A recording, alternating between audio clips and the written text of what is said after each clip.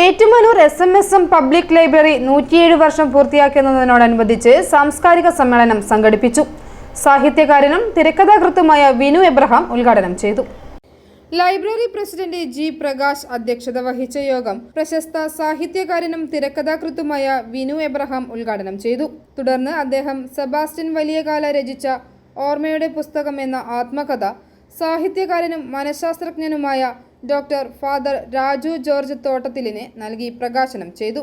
മഹത്തായിട്ടുള്ള SMSM ലൈബ്രറിയിൽ ഞാൻ ആദ്യമായിട്ട് വരികയാണ്. ഏറ്റുമാനൂരിൽ കടന്നു പോകുന്നുണ്ട്, അല്ലെങ്കിൽ ഏറ്റുമാനൂരിൽ മറ്റു കാര്യങ്ങൾക്കായിട്ടൊക്കെ ഇറങ്ങിയിട്ടുണ്ട്. പക്ഷെ ഒരിക്കലും ഇങ്ങനെയൊരു വായനശാല ഇവിടെ ഉണ്ടായിരുന്നു എന്ന് ഞാൻ ആദ്യമായിട്ട് അറിയുകയാണ്. ഇതുവരെ അറിഞ്ഞിട്ടില്ല.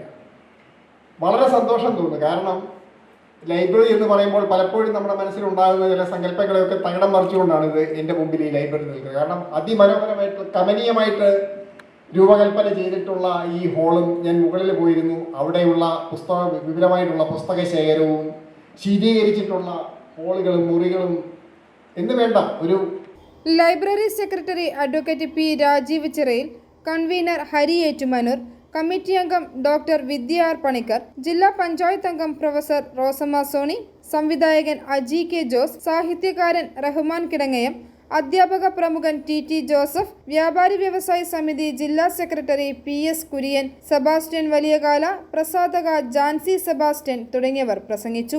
i4 news, Ettumanoor.